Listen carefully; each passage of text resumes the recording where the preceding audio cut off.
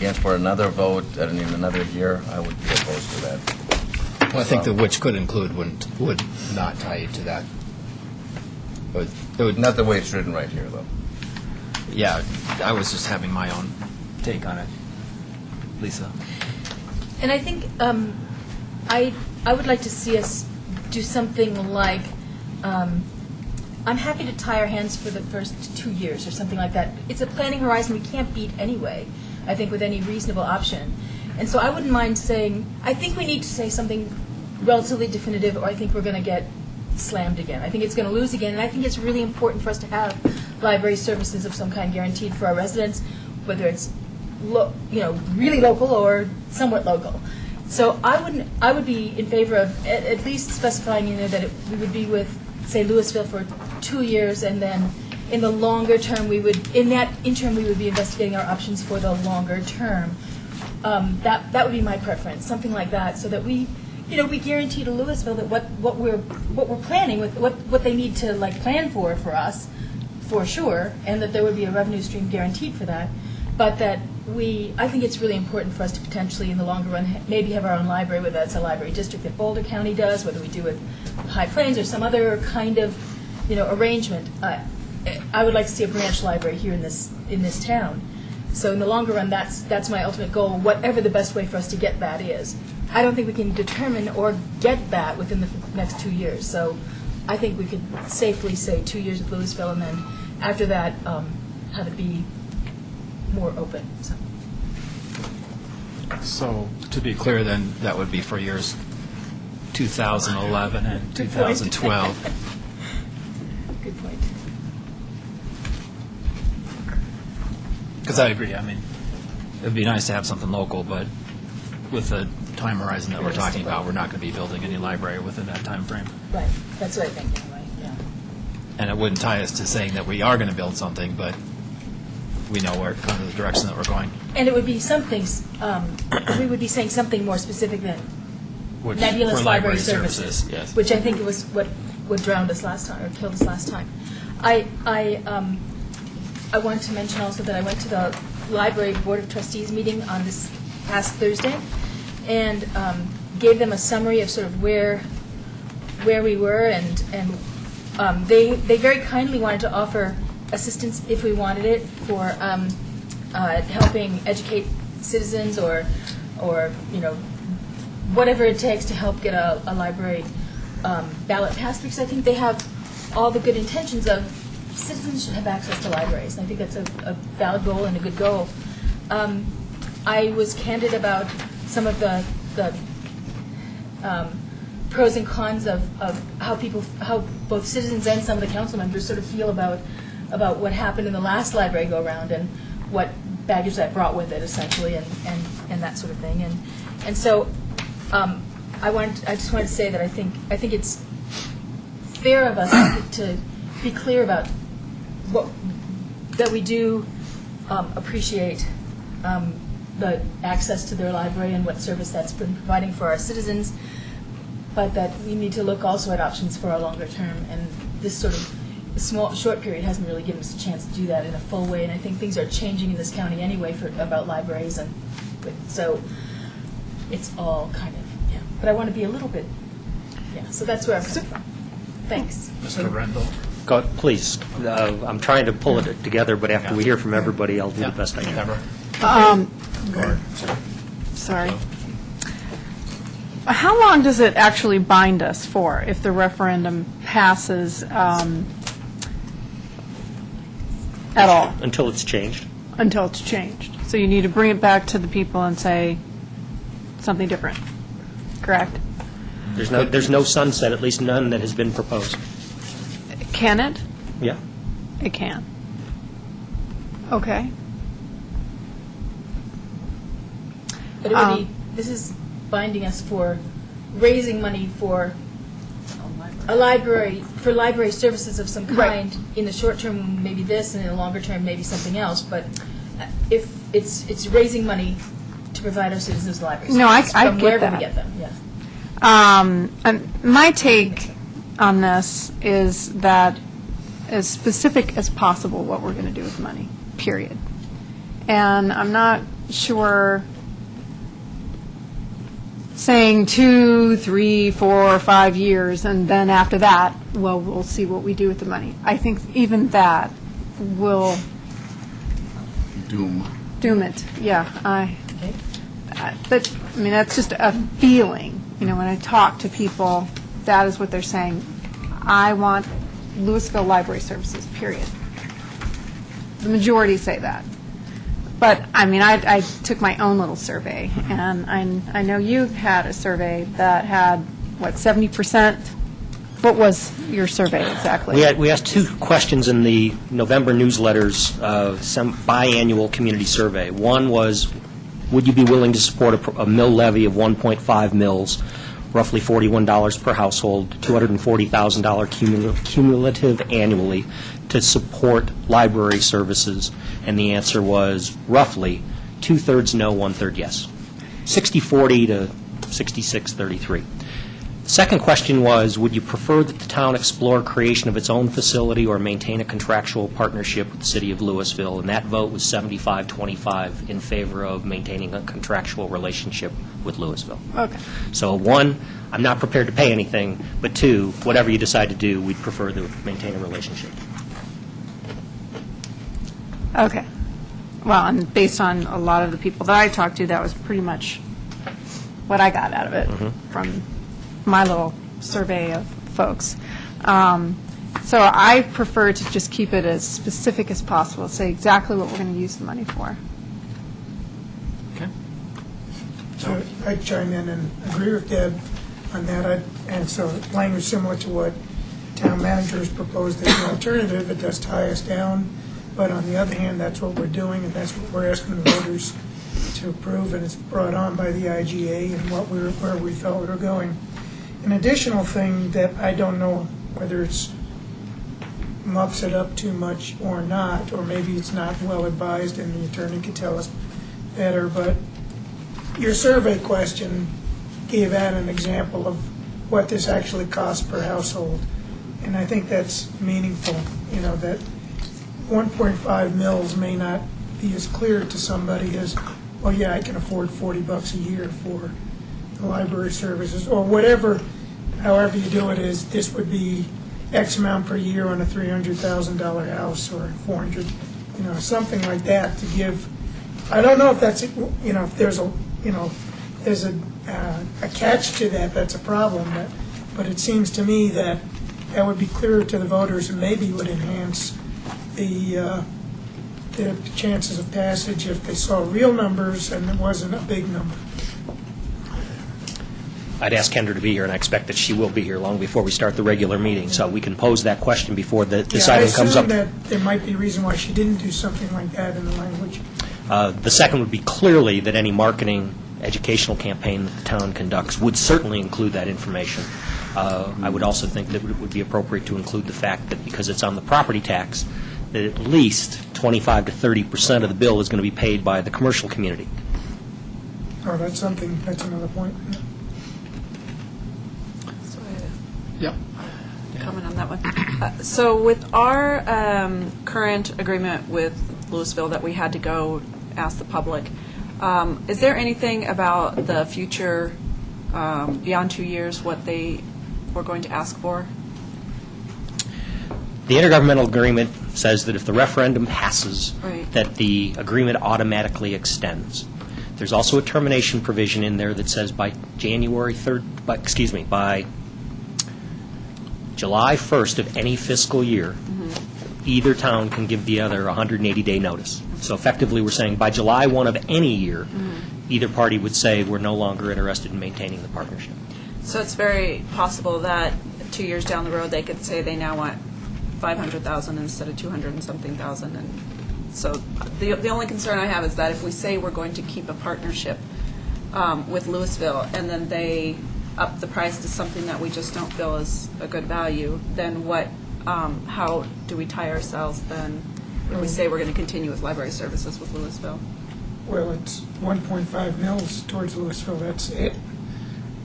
That's what they asked us to do. That's all that we'd be saying with. The hypothetical you raise, and the potential is there that could happen, but the town's commitment is 1.5 mils and whatever it generates, and right now that's going to be estimated at $240,000. If they all of a sudden come back and say they want twice that much, you don't have the wherewithal to do it. One party or the other is going to give a notification before July 1st of that particular year, and the potential for breaking of the partnership is over. But there is if a we've lot- asked the question, if we've said to the public on this that we're going to continue with library services with Louisville, then what does that do if we're collecting money for library services with Louisville? If that's my understanding of what you were suggesting, Deb, that we continue to say that we're going to continue with Louisville, then what happens if they come back and we can no longer afford their library services? You'd abate the property tax levy, and you'd provide notice that you no longer have a contractual relationship with your neighbors. So essentially, we could sunset our own, we have temporary mill levy reductions in town, and we would do the same thing with this. and We're not going make to it levy the zero 1.5 without. mils this year because we don't have a partnership for next year. But we would not have the option of an alternate library service then with that money. So- Depending on how the ballot language was written. So, yeah, That's the question, the The ballot point is, right, language locking us in. if we're very specific, that 1.5 is for the Louisville services. And, yeah, that would be a problem to steer it off to something else then. This Or doesn't, if Town Center comes up with an option for us that makes real sense. so this in no way binds Louisville to provide services to Superior. Is I've that never correct? known a way that your voters could bind a neighboring Okay. community to do anything. All right. But there is a logical make it nexus. clear to that. this So I number think we should because put the that's- interchange on there, but But the I was just making that clear for the logic everybody with else to this, though, understand. is that I think it's 1.49 or 1.5, which is what their capital construction mill levy is in Louisville. So, I mean, that's where this would come from, and I would have, I can't believe that they would then say, well, we want you to pay more than our residents now pay, even though the library isn't in your communities. I mean, I think I would have to take that on faith, but I have a question. Can you, the second survey question that you asked, did it have a time horizon in it? no. It just sort of, so people might have been thinking, God, in the next 2 years, the town's thinking about building a library? That's nonsense. We want to stay with Louisville? No. Okay. Well, let's answer a couple of questions here first. So I assume that we're going to go to the ballot because that's what we said that we would do for Louisville. So I assume that that's going to be on the April ballot. 1.5 is the mill levy. I think that we can take that as a foregone assumption. So the question That's what we is... heard from lots of other places, if that's about what it takes to O&M. Right. I Yeah. mean, so the question is how... Maybe we can just take a quick poll here. How concrete do you want the ballot language to read, i.e., do you want to say it's only going to be for Louisville Library Services because that is clear what the direction we want to go? So maybe everybody could sort of chime in so we can wrap this one up. So I think that I already did chime in. you already on chimed that. in, so I got yours. I'd be happy to, And I- if we change that 5 years, 10 years Ah. down the road, go back to a referendum, but for now. Elia, I think I heard that said that you're opposed to that. You want the most flexibility. And Dana? I want a little bit more flexibility, not a lot. Yeah. I like the idea of that we could say certainly for the next couple of years and then have some more flexibility after that, Okay. ideally. And a lot of it's going to depend on our education with our residents anyway. So what we could say in there is something like 2 years or whatever, and then that we'd have a public process that works with the residents to figure out the best option or something like that. I think it's important to involve the citizens. So maybe keep the language that says to continue on with Louisville or something like that. I'm not sure what the options are for. Well, it could be. I mean, if you're Wording. really what we're trying to say is that for at least the next 2 years, it would be for years 2011, 2000, yeah, 2011, 2012. right. What's so unfortunate is that the table language is so cumbersome, Right. and it's so long, and you just lose the essence of what this ballot really is about, but we're forced to do that. No doubt. And I don't Because want otherwise, this- if we didn't have this whole thing, we could Right, come up you with could something explain it to that's- somebody. Exactly. Right. And To be that's our clear. job. That's our job to explain it. But I think the biggest thing that we need to do here is not just this language, but we need to come up with a title we like. And I hate the titles that have generally been coming up, and we need to come up with something we think moves this forward properly, or Well, I with just the right want- perspective. I agree with that, but I just want to wrap this one up. So I think I sort of heard at least maybe a 2-year timeline to be written into here. I think I'm in favor of that as well. I am. In favor of the 2-year time limit. I was with Deb on the specific. Okay. So maybe Kendra can draft something to that effect On the fly. on the fly. And I'll ask the question about the ability to add the typical household. The other point I was going to make was, while there's concern about how much this would generate and might we at some point in time be paying a disproportionate sum, I would remind the board that when we looked at all of the alternatives back in August, you had 2 workshop sessions. The second one is which you invited the mayor of Erie to talk about some of their experiences. But when you were looking at the financial pro forma, the town's not going to create its own library services for anything close to 1.5 mils. We understand. So you'd go back to the voters if the essence of the community changed. The wish was for something more local. You're going to go back to the voters anyway. So the fact that this might tie your hands isn't necessarily a bad thing. You have to go for the capital. You're going to have to go back again because the 1.5 isn't going to be sufficient to cover it. Unless Well, the question is what happens Andrew to the town Carnegie center. comes to town. Well, Andrew Kennedy comes to town, or the town center, because then there's so much commercial property in there, and you could Maybe use capital. TIF funds to do the capital. So, I mean, you could get you This would could be the potentially get maintenance. around The it. 240 would be the maintenance So it'd or be, whatever. I think you might get 1.0. close to O&M with 1.5 mils. And that's what everyone was saying about 1.5, and capital is on the order of 1 to 1.5. So title, Yeah, the title is crucial. I think it's really important, and I don't want to just let it be made up by somebody else. I want us to have input into that. Well, it would That was be really town of important. Superior ballot issue, 1A, Yeah. B, and C. I'm not sure how these things are with the title after that, but So how long can it be, and how can we phrase it? Phyllis might have some. I don't think I do.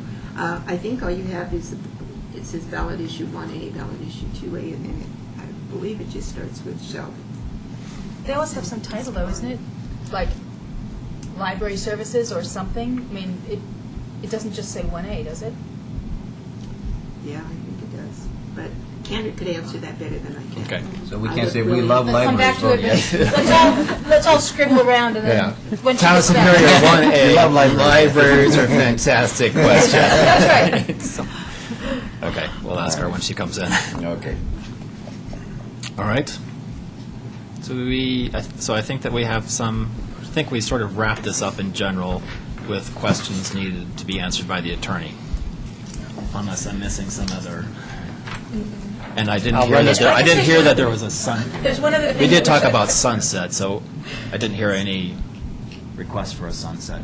No, but one other thing that we need to do for sure is also get really fast what our outreach campaign is going to look like and what the deadlines are for that, and who do we want to help us and all that kind of stuff. So I don't know that that has to happen this moment, but I would really like to timing. lay it on ASAP. Yes. Well, she's at least catching her breath. Is this the essence of what the board is interested in? And I'm going from the alternative that I'd prepared.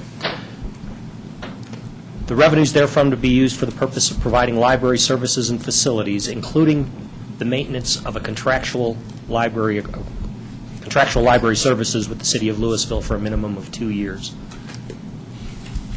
to town of Superior residents. That sounds good. I would add including without limitation. But all He of did- the at the table end of- pre yeah, and this post was- is in. Yeah. This is the Right. eight-word variable in the middle. I agree. Yeah. Can we change the font and the print Just font highlight size it. for Good different Yeah. You parts? can't even, favorite questions have to appear in all capitals. That's actually. Is that right? But can you make it small cap, like as tiny as Yeah. magnify what you just good read? stuff. Because this is the essence of the whole ballot initiative. Sorry, Okay. I got stuck in my parking garage. Get Sorry. stuck in your parking garage? Yes. That's false imprisonment, isn't it? I think so. It felt like it. You have to get the guy's phone number. Okay, That's so- what I did in Seattle. It was critical. I'll walk her through it as I'm Yeah. on We'll my go through the next really. item. And then the next question had to do with what can you put on a title? And that we came up with Town of Superior ballot 1A or whatever it is, or 1, 2, and 3. We love Can you libraries. add a descriptor to the title? Yes. Okay. How descriptive can you get? And are there, We don't have very much leeway. what's the leeway Be that we more have? specific, please. I'm thinking. Okay. I'll have to actually look at that.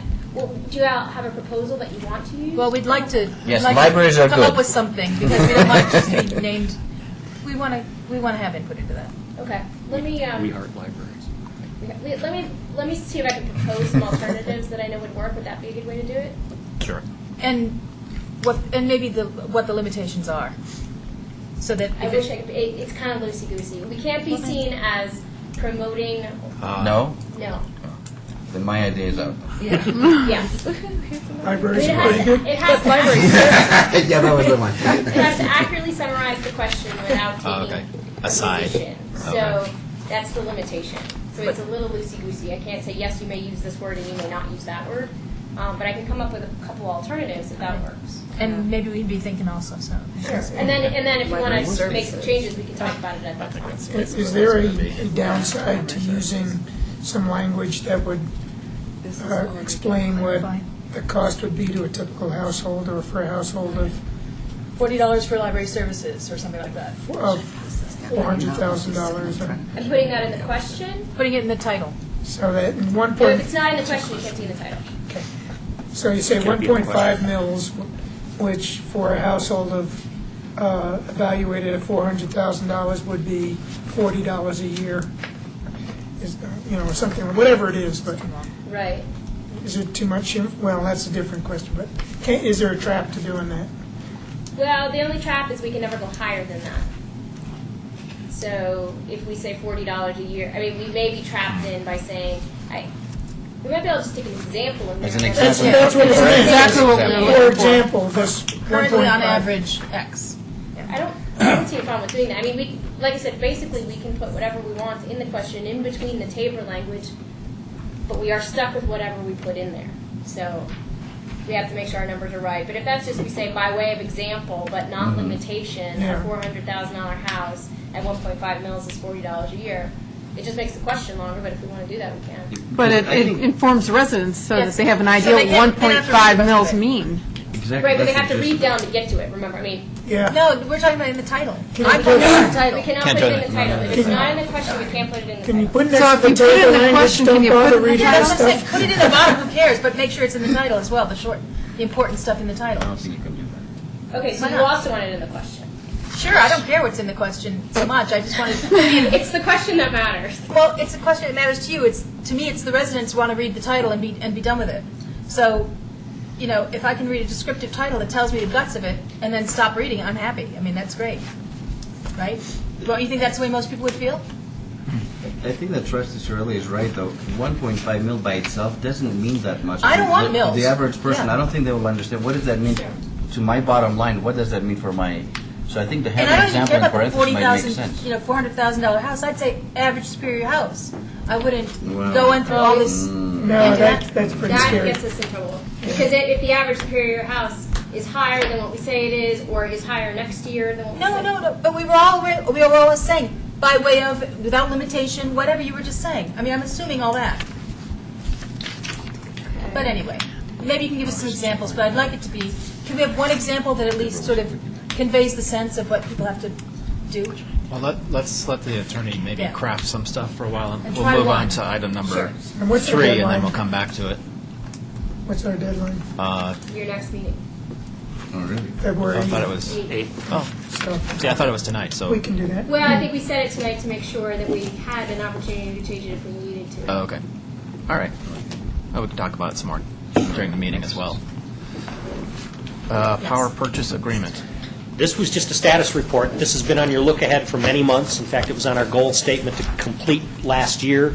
So we wanted to give you a status and tell you where we're at, how close we are. We're probably 90% of the way. We're around third, almost a home plate, with the baseball metaphor. But it talks about how we got here, what we're attempting to accomplish. The board has seen 2 derivatives of the solar panel arrays at both the water and wastewater treatment plant. You originally saw 100-kilowatt installations at both of those locations. As a result of some changes in the Excel rebate program, you saw a substantially larger solar field at both of those locations. We've scaled those back to the original design, roughly 100 kilowatts at each of those locations. Despite the fact that the XL program grew and eligibility grew, they still have capped their rebates at $2 per kilowatt created. So the economics start to change if you create solar fields in excess of 100 kilowatts each. We have been in negotiations with Standard Renewable Energy. Standard Renewable is the people that we contracted with for the 5 rooftop solar installations. We've been very pleased with their performance. We found that their costs have been extraordinarily competitive, so that was our preferred vendor. But we also have laid out that we have one major stumbling block, the most significant of which is the term at which time the town will assume ownership of the installations. We have proposed a 7-year amortization and depreciation schedule. They've come back with a 20-year cycle. The benefits of going with the shorter term, the quicker we own it, the quicker we're not paying somebody else for the power that's being produced. Part of the power purchase agreement, as we indicated, was that we'll be paying 5 cents per kilowatt hour to them while these installations are owned by the third-party vendor. But at such time that they become our property, the power's free. We'll have a modest maintenance expense, and then we tried to show you under some of the options what that meant in terms of return on investment and the like. The last aspect that I wanted to go over was how our proposal compares to existing PPAs in the municipal arena. Matt's graphic on the last page here shows some of the existing PPAs, the International Airport, Boulder County, the Convention Center, and some of our closest neighbors that have already got into large-scale solar installations, Broomfield, Lafayette, and Arvada. The best rates that are out there are Broomfield and Arvada that have 5.8 cents per kilowatt hour with a 2% annual escalator. We've already been successful in getting a 5-cent electricity rate with a 3% escalator. You might say, well, at what point in time will that 3% surpass the 5.8 at 2%? 22 years. We'll be paying lower than anybody else in terms of the solar power that we're creating. So we've got a really good deal on the table. It just comes down to how quickly can we get it to the point of ownership. We continue to negotiate this. We're going to. It's an economic decision. We'll end up coming to some compromise between 7 and 20, I'm guessing. And when we do come to that conclusion, we'll be prepared to present the power purchase agreement for the board's ratification. The other thing I would point out is that we haven't locked ourselves into Standard Renewable. We've talked to a half dozen different potential PPA financial partners, but Standard Renewable had by far the best rates. But we continue to talk, and as we've had conversations with, as recently as today, with 2 alternative PPA financial partners, one of which was Key Financial up the hill, who approached us at a chamber meeting this morning and said, we've been doing this a lot. We'd be interested in talking to you about the terms. So we continue. It may come back. It may come back with a different name on it, but that's where we're at. We'd be glad to answer any questions that you might have. Glad to hear we haven't stopped with the others. So. Absolutely not. But So with the amortization, that usually connotes tax issues, but is that actually what's happening here, or we're just trying to find a happy medium between 7 and 20 where we're... It's a combination. Obviously, there are 3 revenue streams to the third party. They get the XL rebates. They get annual credits from the state and the utility provider, and then they get what we pay them for the power that's being generated. So we're calculating all of that together and saying, at what point in time have they made a reasonable return on their capital investment in order that we should become the beneficiaries? If they couldn't put these on our installations, on our property, they're not going to be eligible for the investment tax credits and the like. So we recognize that it's the private sector and they're entitled to a legitimate profit. But at what point in time have they made enough profit through rates, rebates, and depreciation that we should be able to assume ownership of it? And are you talking, people talk about standard rates of return on investment, 5-10% sort of in that time frame, and then calculating where the break point is? We've been using 8%. 8%. And are they doing that same calculation using a different... Using different ROI? assumptions, yes. Yeah. Okay. And there's another alternative. You are aware that we have recently applied for a Department of Energy grant, $1.3 million, quote-unquote shovel-ready, the only shovel-ready project. So while our wind turbine isn't far enough along to ask for federal stimulus assistance, this one was. So if we were to be successful in getting the Department of Energy grant, we won't have a third-party power purchase agreement. We would be using the $1.3 million that we've requested in federal stimulus funds to buy outright. We would own it from day one. So that is another alternative, if we should be successful. How likely is that? And when do you hear from? Do you recall the date? April? Is the grant for Colorado or just for this region? No, this was a national grant competition. Oh. There was an allocation to the governor's energy office, but don't hold me to the exact numbers, but the state received roughly $9.6 million. They divided it into nine separate applications, commercial, tribes, small municipalities, all sorts, and as a result, so few dollars were available in any one of the pots, we didn't even make application for it because it wouldn't have made sense to go after a $15,000 retrofit. But when the Department of Energy came out with its larger national competition, and I believe the maximum grant was $5 million, we came up with the 1.3 and said, we're ready to go. We're so far along. We've already done the 5 rooftops. We were already designed. We're prepared to. We could start installation in 30 days. So talk about shovel ready. We're there. Well, that's a big plus, though. I mean, because that seems like that's a huge emphasis now. And then we shared what the rest of the plan was, the fact that this isn't a single initiative, but this is a part of a multi-phase plan, including the wind turbine that we've got budgeted in 2011. And so there's a lot of local matching dollars to get ourselves to energy self-sufficiency. So you'll be working on various finance plans through the end of April, basically. Is that sort of your timeline? Well, and conceivably, I mean, if we could come to terms with Standard Renewable tomorrow, we'd bring that agreement next week, or 2 weeks to the board, because all of these have buyouts. So as an example, the purchase price is $1.17 million to install these 2 installations. Immediately, they get a $400,000 credit from Excel. So if we buy it the first day it's in operation, we'd pay $770,000 for it through these, because they would get the benefit of the Excel rebate program. And that would be part of our contract with them. Correct. Okay. All right. Any questions? Matt, do you have anything to add? Comment is that really fantastic, and we're on track to becoming energy neutral here within a few years, hopefully. Energy self-sufficient, as I learned in the NREL class, is probably a misnomer. We're never off the grid, but the idea of becoming energy neutral and becoming a producer rather than a consumer, and with the solar and the wind, we're in a position to be, and the conservation measures that we've already undertaken, we're in a position to be producing 20% more than what we consume. I'm looking forward to that press release. Okay. Let's run through 4, and while the attorney is continuing to craft. Crafty. Crafty attorneys. Very briefly, the items, if we're successful in bringing the power purchase agreement to closure, you'll see this on all future look-aheads until such time as we do get it done. It's a placeholder, but we're hoping sooner rather than later. Agenda item D is the expansion of the Rocky Mountain Fire Station facility over in Indiana. This is their final site plan. This has gone before the Planning Commission at its last meeting and was, I believe, unanimously recommended.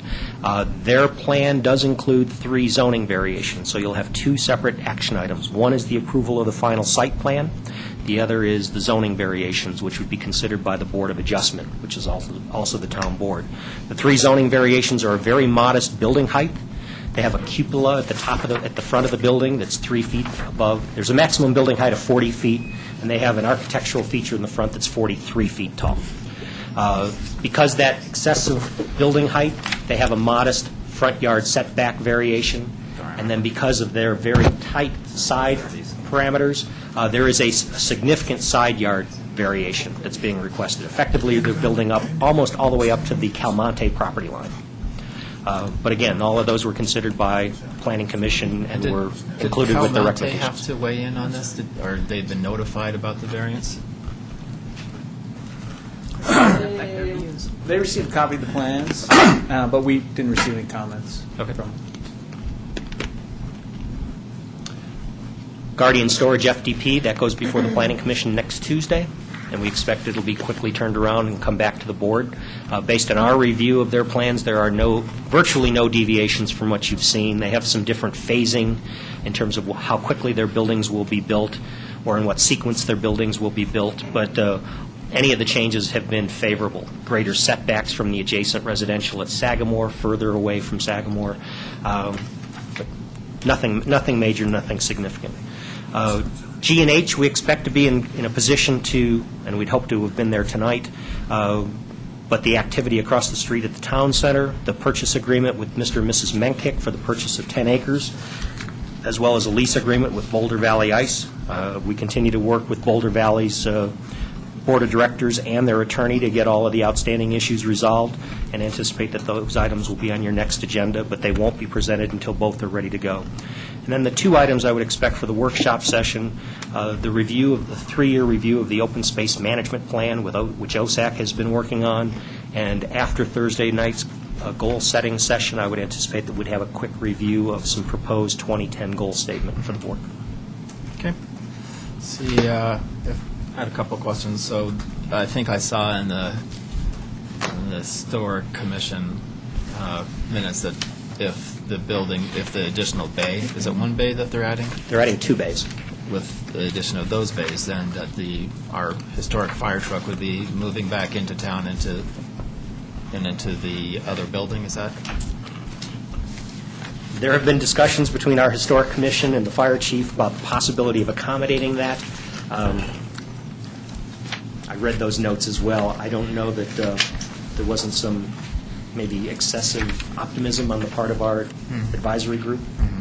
Okay. Well, it'd be good to know. They are interested in taking some of the other artifacts and putting them on display. The one that's been out here in the vestibule, but whether they have the ability to take the...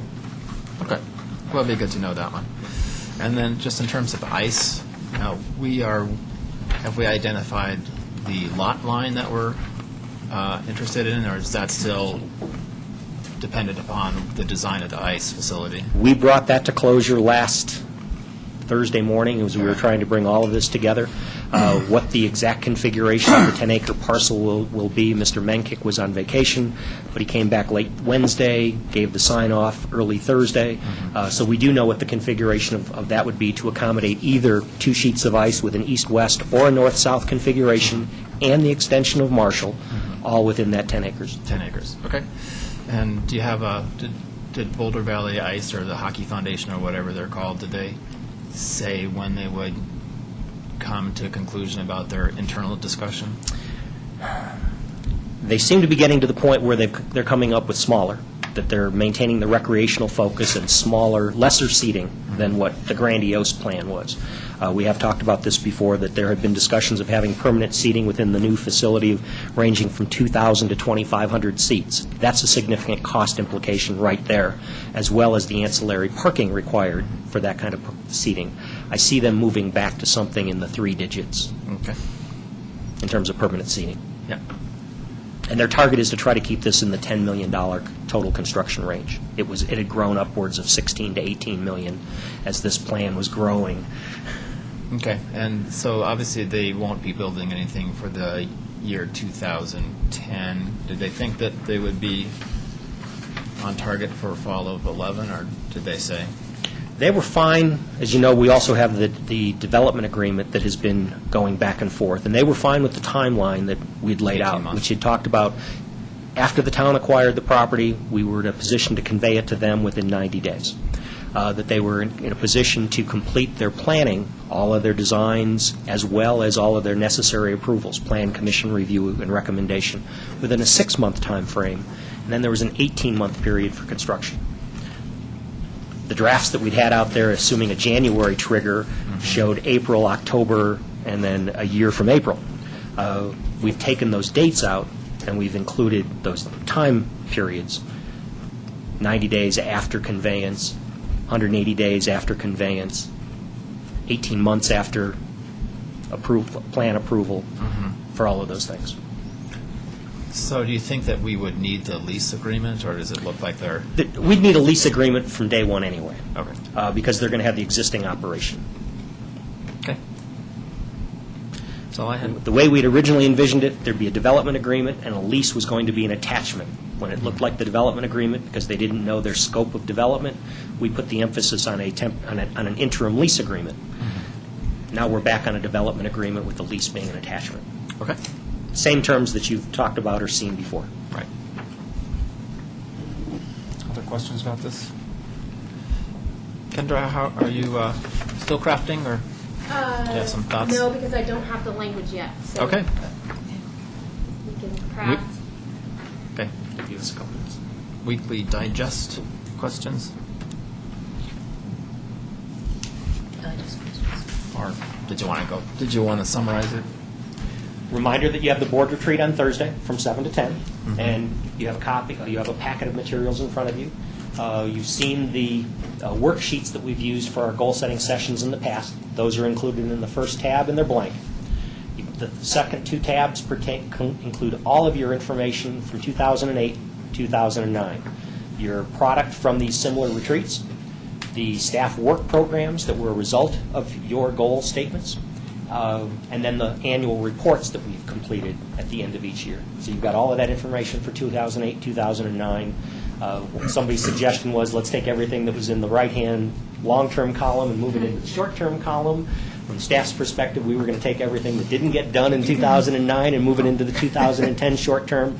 But come with as much, armed with as much as you want and have, and Okay. hopefully bring it to closure on Thursday night. Okay. Yeah, and Lisa. I don't know if I made a mistake communicating in an email, but the 28th was a conflict for me, and I was very surprised to see that date. I can't really get there until 8 o'clock. I may have to go back to my email. There were some other dates that were good. I thought it was, that it was a maybe. There were several you had maybes, and that worked for everyone else. But then Lisa's going to be in San Francisco. Right, I'm going to be in San Francisco that evening, but I can be at the airport and can do something by telephone. I have to sit at the airport from 3 till 8:30 or 4 till 8:30. You'll be in a there's no- security line. No, I got special status. So it'll be fast, but I did, because I realized that was going to be a problem, I went ahead and put together my initial goals, and I have no idea how they relate to yours, but I'll make sure you get I'll let you have these too. Yeah. They may or may not relate at all to what you have in mind, but it's sort of my vision for. I'm coming in with a blank sheet. Oh, good. Okay. And so, but I'll make sure that copies get made available and distributed to all the board members prior to Thursday. they already have them. We have. Tom Board has them. I don't know. Oh, you don't? But I'm wondering if, I don't know, I didn't know that Elia had an issue, but I was hoping that if it was possible, that there could be a phone set up. Thanks. If nothing better. See what arrangements can be made. That'd be great.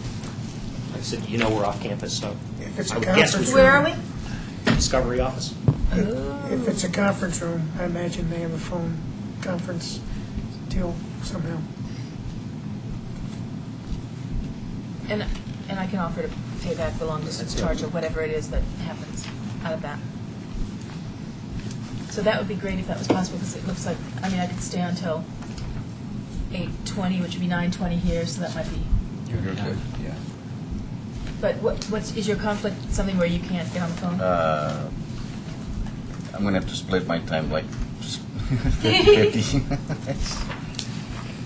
So I'm going to Go miss back some to of the the. email chain, but my recollection is like Phyllis's, the only conflict we had that evening was the mayor's ability to start before 7. But So should we take is care what of it is. dinner before we get there then? Yeah. we were going to have refreshments, but not meals. Not dinner. Okay, good. So I will try to get there as quickly as I can. Yeah, and I am anticipating that we will Have do a this second over a course of 2 nights. The other one would be a little shorter to finalize the goals. The last one took us more than one. Yeah, because there's a lot of staff time associated after we free associate at the board level to try to nail that down into some concrete If you're goals. sensing some frustration, it probably leads back to last year when we started this process in May and we couldn't come up with a second date in which to bring it to closure until September. Oh. Well, let's, That's just. Start organizing a second date now. before April. I shared with the board, as a result of comments that were made at the last board meeting, our meeting with Costco. I have not gotten feedback yet, but we had made a very specific request or proposal to them on how the Costco might be able to take advantage of the recent business situation that has occurred at a competitor across the bridge. Waiting to get a response back, but it was a great meeting regardless. Good to always to meet with the store manager. This was a new appointment since the month of June. Matt and I had in our Rolodex the wrong names for both the marketing director and the store manager, so it was good to have face-to-face contact. And then some good news. You've received some of the budgetary updates. While building permits were down for the year by 53%, that's not a large revenue generator for the town, especially because of our cost-sharing arrangement with our third-party building inspection services. But the very good news was the sales tax information. For the second consecutive month, sales tax receipts were up compared to the prior year. November was up 8.63% compared to the prior year. An extraordinary number when you hear about all of the dire performance in our neighboring communities. That's not going to be corrected next year, month as seasonally adjusted or something like the national stats, right? No, in fact, remembering back to the report, the monthly report I see shows the top 30 sales tax generators individually by month. There were no omissions, so there was nobody that was a late payer or anything else. For the year, we are 0.3% behind where we were a year ago. For comparative purposes, most of our neighbors are at high single or low double-digit declines. Boulder, I believe, is at 11%. I want to say that Broomfield was roughly 13%, and I believe Louisville is about 8% down, and comparatively, we're down 3.5% for the year. Much better than even what we projected in October when we put the budget to rest. So we're sitting very, very well, and we'll be wrapping those numbers up in the next couple of weeks. That's all I had from the digest. Great. Any other questions about the digest? So we might as well just take a break to the meeting, and then we can talk about the library some more during that item. If that's okay with everybody? That works. Okay.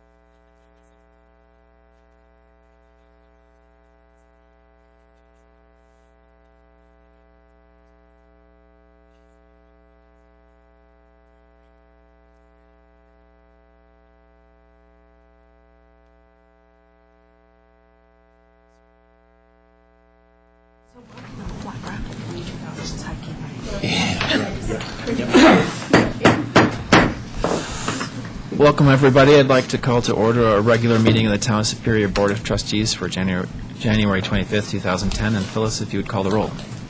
Sure. Mayor Andrew Muckle? Here. Mayor Pro Tem Lisa Skumac? Here.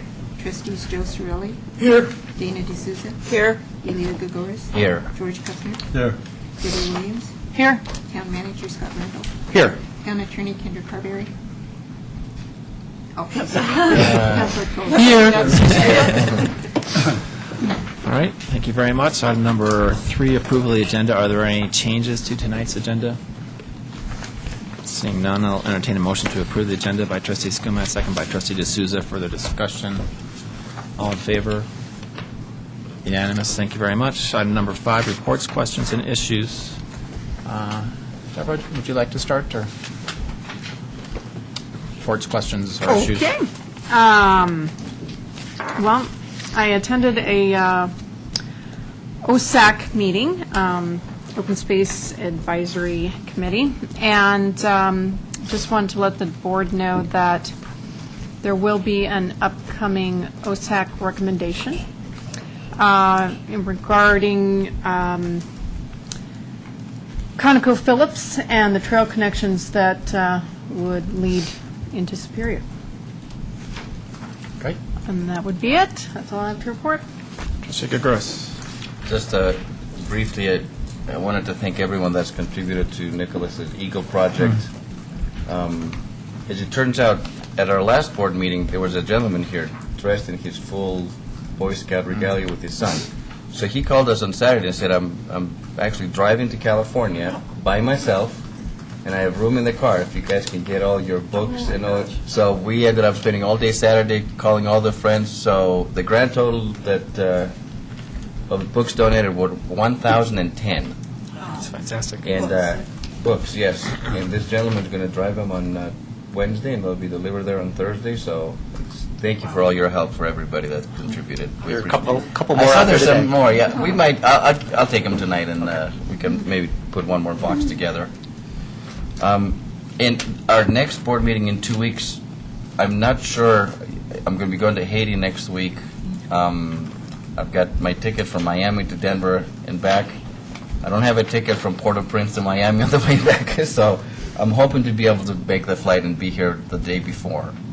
But if I don't, I'll communicate somehow to you guys. Great. Good for you. Thank you. Trustee D'Souza. I attended a Dr. Cog meeting. The biggest decision with that was the Jefferson Parkway, whether to include it in the Dr. Cog's transportation plan, and it was voted to include it, voted 35 to 17. And the biggest reasons that people said that they were voting for it was because they felt that it completed the parkway, which it completes a small section of it, and just that they felt that it was something that had been decided before, which was really odd. I think what they meant was it had been cited to complete the 470, but not this particular section of it. So that wasn't. So it was rather frustrating. But there's still a long process to go before that ever gets on the books with the EIS and the financing and all that stuff. I had one issue that I wanted to bring up on the parking on Colton Trail. I know I had brought this up before, and I think the response was that there were two issues of why we don't have any parking. One, it was Boulder County, or the city of Boulder didn't have any official parking there before, and also because of those two drainage things. But there's really absolutely nowhere to park at all out there. And I'd really like to see if the board is interested in doing something about that, because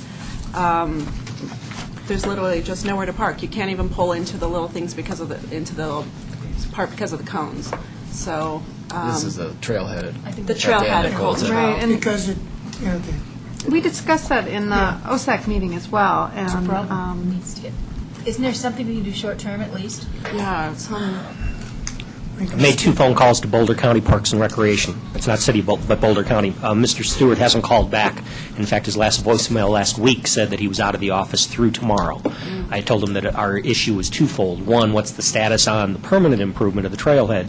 But in the interim, what can we do about getting that gate moved back at least a couple hundred feet so that at least people can pull off of that leg of the roundabout and have a place to park? Last thing we don't want them parking on McCaslin, side of the road on McCaslin. Right. Yeah. So I've communicated it twice, don't have an answer. Hopefully I'll have something for you by Thursday, and we'll include it in the digest. Okay, that would be great. Thank you. And one other thing, I'm not sure I want to, about bringing this up, just that I just want to recognize to the person that, from Louise Bennett, that we have gotten their letter, and that regarding the house on 2nd Street, that, okay, well, I just want to say that it's something that the board is aware of, but that we've been advised that since it's a legal issue, that we really don't want to get involved in this. Is that correct in saying? There's 2 aspects to this, but the attorney is reaching for the mic, so I'll let the Well, I think the attorney one speak aspect first. is that it's my understanding that it's proceeding through your court system right Right. now. So Right. that's the reason that the board shouldn't really be opining on it at the moment. It has Yeah. to proceed through that court system first. I just want to let One's a people know planning. that it's not something that we've completely ignored. It's just that it's not really something that we can address right now. Exactly. And that Okay. was everything. I don't have anything. Thanks. I have a couple of things.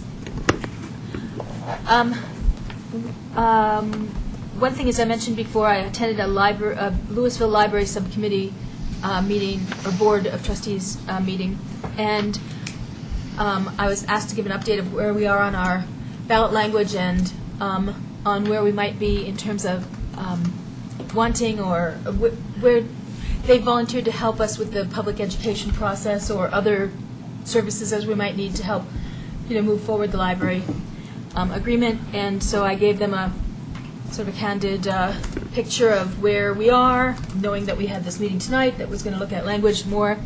And I gave the leading options. I had polled the board members. Thank you very much for your responses to get some idea of where the board was falling, and the staff as well. And gave them a sense of where we were, what kinds of things we were probably going to come up tonight, and also gave them an idea of sort of the background about why, gee, we'd love your help isn't such an easy thing to say. We might or we might not. There comes baggage and things like that. So that's where we were, and they've asked for an update sort of after this meeting at some point. So that's the library. I want to remind commercial businesses here in town that the time period for the Climate Smart Loan Program is open right now, and that there are a couple of meetings. I think on February 2nd is one, and I think there's one yet this month, where you can get educated about the types of the application process, the measures that are eligible, and that sort of stuff. And it's a great opportunity to get energy efficiency things funded and with very favorable sort of payback situation, and you get energy savings all along. I really encourage it, and I want to remind citizens that there will be 2 rounds of that for the residential sector this year as well. So we'll try to keep you posted on that. And that's so that if they are interested in solar energy and different things, like they can get grants or loans or that type of thing for their homes? For homes, yes. And then right now it's for businesses? That's right. Okay. Another thing I wanted to mention was that board members, the Longmont Chamber of Commerce sent a letter, and normally I would go, but I'm actually going to be out of town that particular day, or I've got a presentation to give that night, and so if anybody else can go, I'd really encourage. I think it would be a really interesting event. So that Longmont thing, I can't go. Chamber of Commerce? Or? Yeah. So I'm out of town myself, so. here. I know, I have that one. Okay. So Longmont Chamber. Okay. One of the things I was really interested in, since we have now gotten our electronic newsletter sort of thing, I wonder if the town staff can let us know how many people opened it. I know Deborah mentioned that there are things like you have tracking about whether or not newsletters actually get opened or things like that. I'd really like to hear that count. That got raised when we discussed the issue of whether or not we would go electronic. And I might add that El Dorado K through 8 is having, at this time, difficulty in getting people reading their electronic newsletter. My question was, are we going to get greater readership or less readership with it? And if we're going to something that's going to get us less readership, that's not worth the cost to me. So anyway, so I would like to know what the readership is, and I didn't know if you happened to know that, if that was something that got to. No, the only number that I have was the number of subscribers, which has gone through the roof as a result of the last direct mail postcard that said, this is it, only available electronically or by personal subscription. We were up over 2,000, which was at what our target was of electronic subscribers. And the last time I checked, we had 9 people that had subscribed and received the hard copy. Okay. Anyway, I would really like us to get some feedback on that to see if it's really working for our citizens. It seemed like that was sort of an implied promise that we get that kind of count. So you don't have a return receipt when people open it? Not that I'm aware of. Okay. Well, if we can try to make sure we do get something like some, I thought that's what we were talking about when we had that discussion, that there would be some way of tracking that, the actual reading. Next thing I wanted to mention was, as I mentioned, I won't be able to be here in person on the goals night meeting, but I did give the board some idea of some of the goals I was interested in, and I would love to have the option to participate by phone. But one of the key things I wanted to also mention was that I'd really love to hear from the citizens as well about what some of your thoughts are about the goals. So if you would not mind going on my website, votesequence.org, and give some feedback, I'd love to include that in the discussion. So, but it needs to happen soon. So there you go. There's a feedback loop. And then the last thing I wanted to mention was a question came up to me about the event. So we approved a new event last time, and I was really excited about that. But somebody suggested to me that maybe, and I wanted as a new additional event. Someone said maybe it got substituted, and I had no idea. If that's the case, I'm distressed, because if it means that we canceled Superior Days to do this, that was not what I had in mind. Is that the case? Yes. Yes, Superior Days, That Did was my everybody understand impression. that was in the Okay. packet.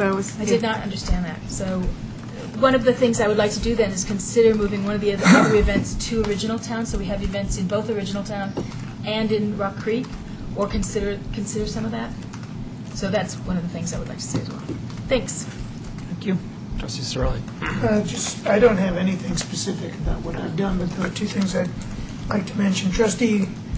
Most importantly, Trustee Guguris mentioned that he's on his way to Haiti. If anybody read today's Camera, there's quite a nice article about that, and Elia, we wish you Godspeed on that trip. Quite impressive, and thank you for doing that. Number two, in reading through the Historical Commission notes, if it's still on, it looks like their grand opening is scheduled for February 6th from 10 a.m. to 2 p.m. That's, I believe, a Saturday. So like our citizens should know that. I think there's going to be publicity about that as well. It's a really cool place. Yeah. Trustee Kupfer. I have nothing. Phyllis, anything for you? Town Attorney? I don't have anything, thank you. Town Manager? One item, and it just came up today as a result of a meeting with the regional census coordinator. The census will kick off on March 15th. All households should be receiving the first questionnaire on or about that date. Those that do not respond within the first month will receive a second questionnaire by April 15th, and those that don't respond to either of the questionnaires will get an enumerator knocking on their door. The town will be promoting all of this in terms of what the census, how the census goes about collecting its data, how it's going to be used, and how it benefits the town through our newsletter, Channel 8, message board, and a number of other of our outlets. We will also be hosting what's called a questionnaire assistance center, which will be staffed by a U.S. Census Bureau employee 10 to 15 hours a week in town hall for that month between March 15th and April 15th. For people to come in and bring their questionnaire if they don't understand, they're not sure what the purpose is, if there's a language barrier, any of those purposes. And they also advise that there are opportunities somewhere between 8 and 10 employment opportunities. The Census Bureau will be hiring somebody, preferably from the town of Superior, to staff that assistance center. They will also be hiring and would prefer to hire Superior residents to serve as the enumerators, and they expected somewhere between 7 and 9 enumerators based on the number of households we had. The town doesn't have those application forms, but if anybody was interested, we could provide them, put them in the right direction. The local census office is headquartered over at 106 in Wadsworth in Westminster. That's where people will test and will be employed from. But part-time, fairly well-paying, up to $14 an hour, employment opportunities for local residents. Great. With that, let's move to item number 5, which is public comment on consent agenda, non-agenda items, and name and address, if you wouldn't mind.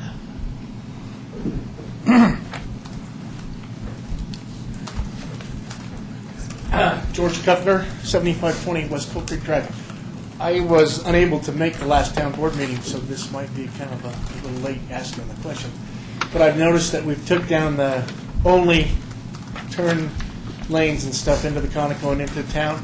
It looks like we've made a full accelerator lane from 170 to the bottom of the bridge here. And I think that's just a tad bit dangerous for people not only coming into town and people running up on their rear ends hard, but it also makes it pretty tough when you're coming out of town. You better look a couple of times because them guys are getting after it. I realize the speed limit's 45, but a lot of times them guys are at 55 miles an hour before they hit the bottom of the hill. And so I don't know if we've done a traffic study to remove those arrows and onlys into town. I realize, just because arrows and stuff are not there, didn't mean they didn't do it anyway. But now it gives them a full rein to really go.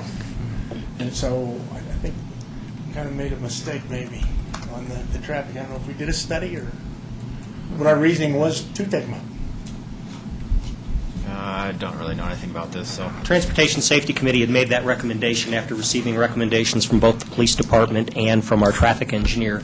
Because of the weave issues that we've historically had between the bridge and Marshall, the desire was to extend the left turn capacity. There was an artificial rush to get over into the middle lane because of the right turn only off of McCaslin onto Coal Creek.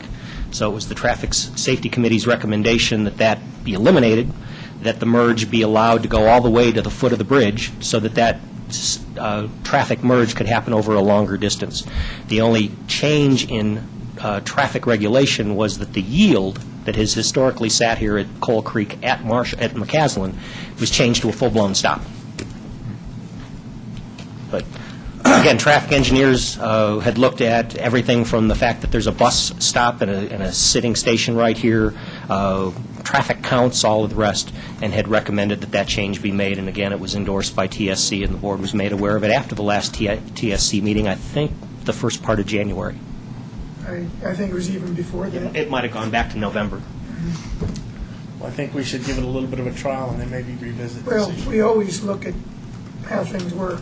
But So but the real feeling was it was a lot more dangerous what was going on below that because of trying to get all the way across. And so we'll see. I agree with you until somebody hits the back end of a bus with a bunch of people in it, and then we'll revisit it. I don't think Okay. moving that line gives somebody license to run into a bus.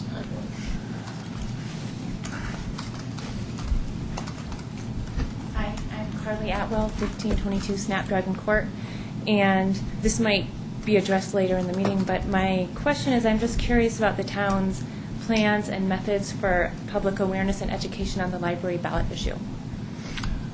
So yes, I think we'll talk about that during that particular item, not to delay this, but great, thanks. Mm-hmm. Yep. Name and address if you wouldn't mind. I have a little hard time hearing a little bit in this room, but my name's Louise Bennett, and I own the Move On house. I think you all got my letter, but would you like me to read it again? Or, is it? You can if you like, or it's not necessary, either way. First of all, I would like to ask for the release of the court action against Mr. Mitchell because the house is sitting on his property, and he let us put it there just as a good neighbor. And he has a real time frame before he's really has a lot of penalties and expenses and everything. And it really, all he did was let us park the house there. And I guess I have to say a little bit about the problems we had once we got the house over there and thought we were ready to go. We found out that the property next to us, their house was right on our lot line. So then we decided to ask the town if they would let us do the lot lines the other way. Then both lots wouldn't be crowded up against that other lot line. And so it took a while for the board to approve that, but they did. So then we were ready. We got all our soils tests, everything done and ready, and found out that there was no sewer and water down 2nd Street. So it was going to cost us $30,000 extra to carry the water and sewer line down 2nd Street. So that was, kind of a problem. We put a Maple lot up for sale for a whole year, and there were people interested, but with the recession and the banks and the financial, nobody could get financing to buy it, even though we had a few interested people. And so my husband and I sell real estate and do loans in California, semi-retired, and we thought every time we would leave here and go back, we would be able to make some money and make up the difference so we could go ahead and finish the project. But our business there's really been bad all year. And, I own the lots right here next to the town hall and the old house there. I was born in the house, so my grandfathers they started on that lot, and also the Maple lots, each of my grandfathers. So I have a lot of feeling and love for this town. But I finally thought, well, maybe I just have to sell the lots here. And it took about 3 or 4 months that they told me the town board was having an appraisal done and that I would hear from them. So that was a lot of the summer. And then the offer that I got was $25,000 a lot, and I couldn't accept that. So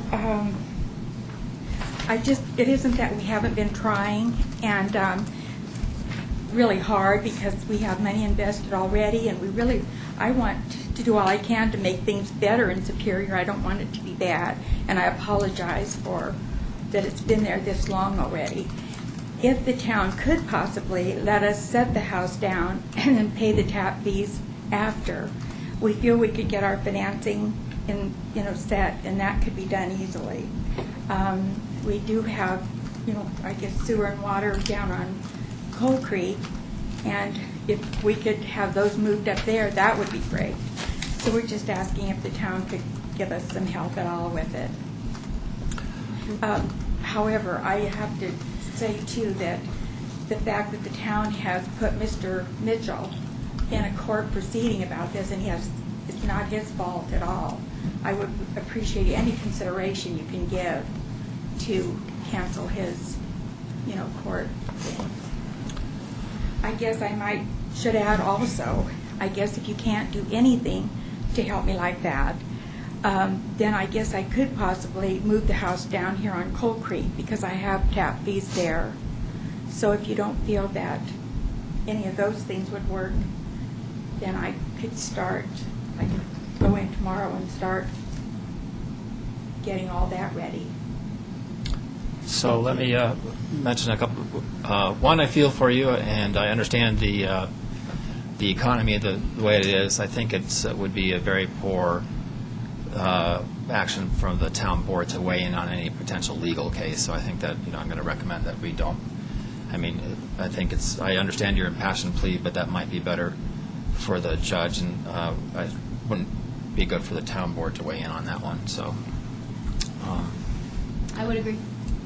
Well, thank you very much. And I guess, and then in terms of negotiations with the district and the town, I would work that out at the town staff level. And personally, as the president of the Metro District, I really am not in favor of waiving tap fees. I think that would be also a poor precedent. But maybe there's a way that we can expedite the payment of the tap fee somehow, and I don't want to personally weigh in on that aspect of it. So, name and address if you wouldn't mind. Well, I'm Dick Mitchell.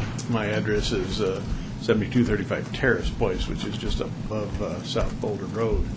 And we own the lots that Ms. Bennett's house is sitting on. And when we had them set it there, they and we all thought it would be there a couple of weeks while a foundation was dug.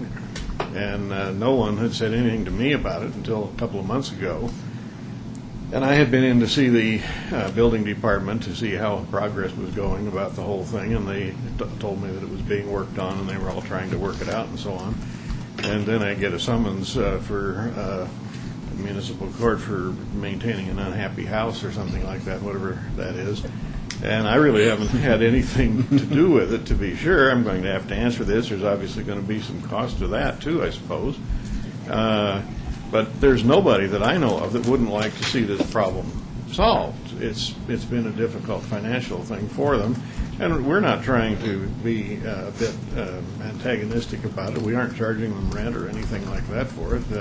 It was a neighborly thing. We thought it was good for the town. They were long-term residents. We thought it was something that would improve things for everybody. It's unfortunately not quite worked out that way. And now I'm facing a time constraint myself. The fire department has said, well, you can donate it and let us burn it down for practice, which I didn't think was exactly a great solution to the problem. My attorney says, well, at this length of time, you can just simply take possession of it as abandoned. I don't really want to do that either, but I'm getting very limited elbow room in the whole thing, and I wish there was something that could be done that I don't really have any control over. I hope you see my situation of the whole thing. By the way, I've learned how much parents have to contribute to Eagle projects.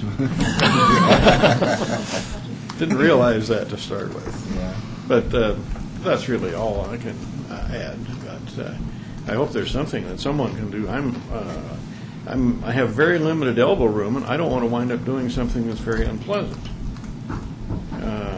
For sure. Okay. Well, you know, it's in the town's best interest to have potentially an unsafe structure taken care of. It's in the town's or the district's best interest to have tap fees paid sooner than later, and whether or not there's some way, you know, once again, I don't think that the town board should be involved in this particular negotiation, but whether or not there's, you know, someone from the staff level can figure out some win-win situation here, then I think I'd be open to that. I don't think Mrs. Bennett is talking about waiving tap fees. I think she's talking about delaying paying them is all. And I would tell you, too, that I have checked on the building quite frequently to make sure it's okay and not a hazard. Okay. Trustee Kupner? Dig on both sides of the fence. Moving houses myself, I had never no problems of coming down and getting a building permit to pour a foundation or to set a house on. As you know, I have no water, taps up there. I have no sewer. This is the original town. We are not really in the district itself, the Prairie Metropolitan District, never was supposed to be. We are serviced by the district. So therefore, I see no problem of the town issuing her a permit just to pour her foundation so she can move her house on her own property there, and then go from that point and pay her water and tap fees as soon as before she gets her CO to move into the house. But this way, it'll be on the foundation, electricity can be hooked up, the plumbing can be stubbed to the outside. All this takes time. And since I've done it myself, and I expect to do it again if I don't get sewer, I would like to see us move that house over. It's been there a year. We had one sitting over here a year and a half. So let's try to help Ms. Bennett out and just issue the permit for the foundation so it can be dug and poured, and then we can go from that point. And it'll get moved. It'll be on the foundation, and they can get their financing or their personal problems worked out with it, and they can pay they're not going to neglect their water and sewer. In fact, her mother has paid, and I collected The town collected in 1982 the sewer tap that her mother owns on this property over there. The water tap was to be going with the sewer tap. If you had a sewer tap, you got a water tap. That was paid by grants. Also, people own both properties. I see no reason why they couldn't transfer their own sewer and water to their own property. Same people. All you're doing is going from one lot to the other. You will receive sewer fees, you will receive water fees if they're hooked up. These water fees, or sewer and water, is not even tapped into the house. It's still out in the street. But she's paid for it since 1982 and 1990. So I would at least say, give her a building permit for her foundation so that she can get it dug. It takes time. Get it dug and get the house moved on the foundation, and we'll all be happy and everybody else will be happy along with them. That's all I'm asking. Okay. It's not impossible. Building a house from the bottom up, know you're going to have to borrow all the money on the property and everything, is a different story than getting your hands on a house that's got to be moved immediately. And this is what happened here. This house had to be moved out of Boulder immediately on account of an apartment house going in there. And they thought it was a good deal and didn't know they was going to run into all the problems with the town. And I feel that the town really and truly is half responsible for what's going on over there. That's Okay. my personal opinion. Okay. Any other thoughts? In case you don't have to weigh in, but if you have any, Can I weigh in? of course. So these two particular permits, are they normally pulled at the same time? Not necessarily. And this is different, it's a prefab house, the house exists. So the permit that's being asked for is a foundation permit. There's no construction permit because the house already exists, it gets placed on the foundation. But the town's rules say that before a permit gets issued, all fees get paid. The alternative in this situation, if the board were to grant such a request, which is within the board's purview, is at some future point, trust us, this is going to get paid. Well, if a tenant gets moved in there, or worse, the property gets sold and an owner tries to move in there and then finds out, well, they're fees. Now the town's all of a sudden in the position of evicting owners or tenants because we didn't follow our own rules. So if they get the foundation permit, would that make it easier for them to get the financing? That's, who knows what the situation is. Well, once again, I don't think that we should necessarily hammer this out I'm just at asking board level. questions. I don't, Yeah, I don't So know the process, but I think I would leave this at the staff level, and if they feel like they have a reasonable solution to the problem that doesn't involve the court case, Yeah. totally separate issue, Right. want to be clear, Right. then I think the board would be open to listening to that, but I don't think we should be rendering any particular decision tonight without having more of an idea about the recommendation. Mr. Mayor, Robert, could I make another brief comment? Certainly at the mic, if you wouldn't mind. Like Mr. Kuffner, we've had some experience too. We have tried to see about building on the other lots that are up here. And you face a problem because of the physical complexion of the town. Lenders are very reluctant to lend to build a new residence because of the adjacent properties, the values of them, the ages of them, the different types, and so on. They're just simply reluctant to do that. Also, if the board granted a delay in tap fees or something like that, it seems to me like the board would have a lien against the property. You could not transfer that property to someone else until the lien was paid, or the lien would have to be paid through the sale of the property. It's pretty common with title companies and things like this. I don't think the town's at any real risk, although you might wind up having a delay in payment is all. Okay. Well, Trustee Cirilli. I'd just like to chime in. Everything I've heard, it's an unfortunate situation. I do echo your comments, though, Mr. Mayor. I don't think we're in a position to sit up here and fashion a solution here as a board, but I would encourage something being worked out. if possible. Okay. All right. So I'm going to leave this at the, maybe something can't get worked out. I don't have a foregone conclusion that something can occur and get worked out. If it can, fantastic. I'm sure that the board and the Metro District would be more than willing to listen to that. But once again, I think we need a little more work on that. So, Sorry. Mr. Kupner? What is the time limit on this, Mayor, that she can get an answer on this? Everybody's being pressured because there's no movement. Could you give me a time limit when the staff? This would be up. And give somebody some answers so some action can be taken on? I don't think the board can say, it would be at the staff level. I assume it would asking take. that question, when can this be Right. done? Have absolutely no idea, and I don't think I could say. I mean, I would think it's going to be more than a month for sure to have this all, but that's just kind of a minimum timeline. But that's just a And at this point, complete it's really up to the guesstimate. judge and the prosecutor. I mean, it's Right. like Once whether or again, not talking Yeah. about that particular issue. I want to make sure that I have a bright line right there. Not talking about that. Mm-hmm. It's these other issues. Right. So It's the issue of tap fees and the ability to obtain a building permit. Yeah. Exactly. Solely. Yeah. I will say this, at least for the past year, the board has had a number of criticisms expressed to us by citizens for not doing, for allowing that property to sit there with the house on it. And, I agree. So, which gets me to my final comment, which is, have we solved this issue where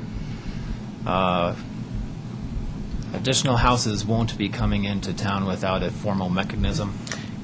It's in progress. It's included in the 16. edits of Chapter 16, which continue to be under review by the Planning Commission. Okay. I believe their work program calls for that to be completed by the end of the first quarter, by the end of March. Right. And there is language in there talking about permitting and the processes to Right. go about moving of Yeah, structures. because clearly, we don't want to get into this situation again. Correct.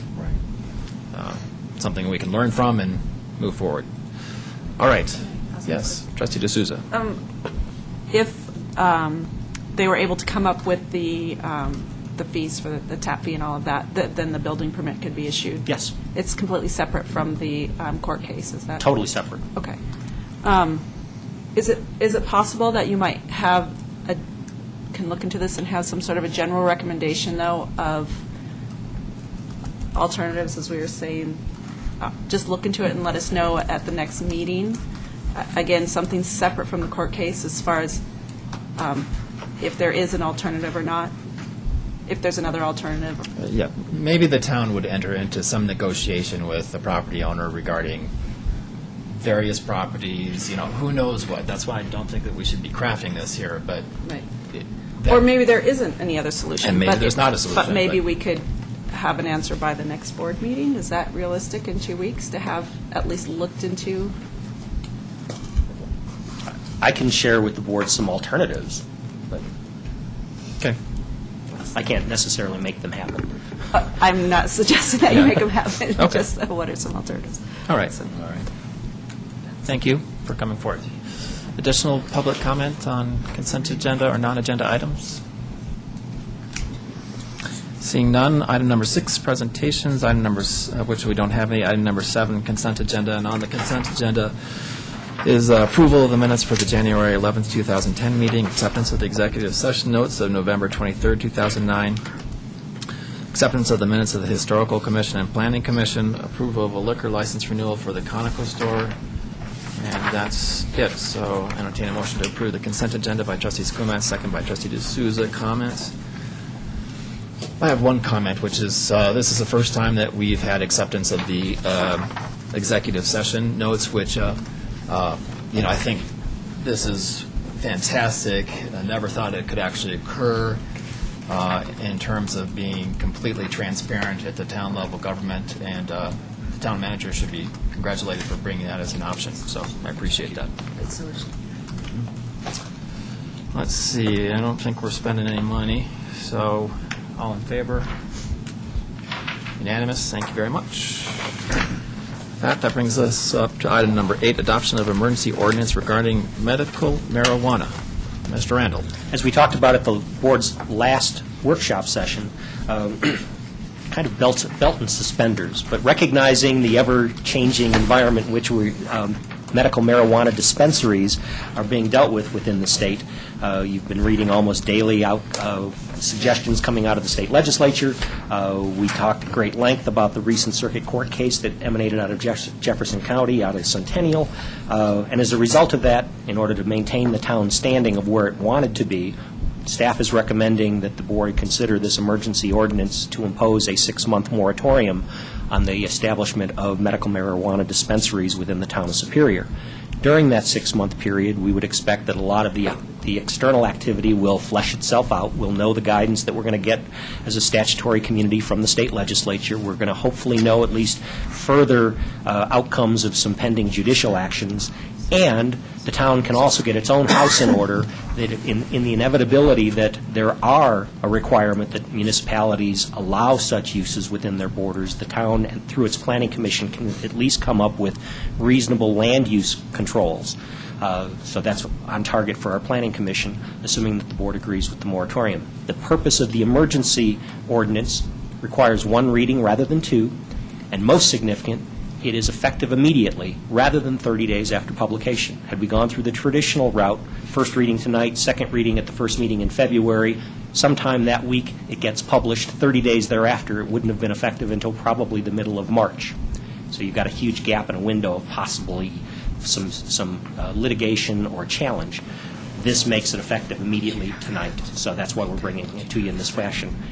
Should the board be so inclined, an emergency ordinance does require a supermajority vote. 3/4 of the board, 3/4 of 7 turns out to be 6. So it requires 6 yeses. Okay. Questions from the board? Comments? Well, once again, I appreciate working on this. I think the court cases will be instructive. I think the legislature is currently crafting a variety of different things, trying to work something out before these cases have come to conclusion, and trying to figure out what to do before the legislature has weighed in on this. Everybody knows my particular opinion on this, but that's neither here nor there, and I think this is a reasonable solution and protects the town in the meantime. An astute constitutional scholar you've proven to be. So, any other thoughts or comments about it? So, with item number 8, Trustee Skomatz. I'd like to move ordinance O-1, Series 2010, an emergency ordinance of the Board of Trustees of the Town of Superior imposing a temporary moratorium of 180 days in duration of the processing and approval of any application for a permit or license related to the operation of a business that sells medical marijuana pursuant to the authority granted by Article 18, Section 14 of the Colorado Constitution, and directing the prompt investigation of the town's regulatory authority over such businesses. Motion by Trustee Skomatz. Is there a second by Trustee D'Souza? Discussion? All in favor? Unanimous. I think we have the supermajority there. Thank you very much. Thank you very much. Item number 9, adoption of the final ordinance annexing the Madsen property. Mr. Randall. Items 9 and 10 both pertain to the recently acquired Madsen property. In fact, the clerk brought it to my attention, why do we refer to it as the Madsen property since we own it? But precedence has been the Verhey property, the Arsenault property, and the like. So for ease and clarity, we'll continue to refer to it as the Madsen property. Second reading of this ordinance, which would formally bring the property into the town's borders. Again, it's a 1.37 acre. You're familiar where its location, surrounded immediately west of 3rd, immediately north of the Arsenault property, somewhat south and east of the Oxner property. This matter was referred to the Planning Commission. The Planning Commission voted unanimously amongst those that were in attendance to recommend your favorable consideration, and staff concurs with that recommendation. Thank you. Questions about this or comments? Anybody? If not, entertain a motion. Trustee Skomatz. I'd like to make a motion, ordinance number O-2, Series 2010, an ordinance of the Board of Trustees of the Town of Superior annexing to the town certain real property located in unincorporated Boulder County, commonly referred to as the Madsen property. Motion by Trustee Skomatz. Is there a second? Trustee Gregoris. further discussion? Aye. Yes, Trustee When- Kupfer. When will this be cleaned up? There's quite a few trees in the creek and a little cleanup of the property itself. I'll have to check on that. I'll find that out and report to you later in the week. We had received proposals for the cleaning, which was a concern that was raised at the time of the acquisition. My recollection was that the cost of the cleaning, including all of the debris, I don't know that it goes into the creek, but I'll confirm that, was roughly $11,500, if I remember the cost, the lowest estimate that we'd received. I'll find out what the status is, how quickly it's going to get done. Thank you. And there was some discussion about town maybe doing it itself. Is that, or you don't think that will be the case? After the solicitation of what I thought were fairly reasonable proposals, I'd just as soon use a third-party vendor to go ahead and do it. Fair enough. Did we at one time have it at 20?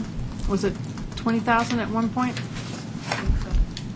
There may have been a number thrown out that was a Okay. reasonable estimate, but again, after soliciting proposals, I've seen a cost estimate, 3 or 4 different bidders that responded to the solicitation, and the lowest was somewhere in the low 5 digits, 11, 11.5, somewhere in there. Okay. So we have a motion and a second. Any further discussion? Seeing none, all in favor? It's unanimous. Thank you very much. With that, let's move to item number 10, which is a public hearing. I'd like to open the public hearing, and Town Clerk has proof of publication. Yes, I do. Thank you very much. Mr. Randall? This is consideration for second reading of an ordinance that will now zone the Madsen property now that the property has formally been annexed. The report indicates what the process is for zoning. We've gone through those processes. It's an easier process as a result of being municipally owned, but it is an obligation of state statute that the town zone the property in some form or fashion within 90 days of its annexation.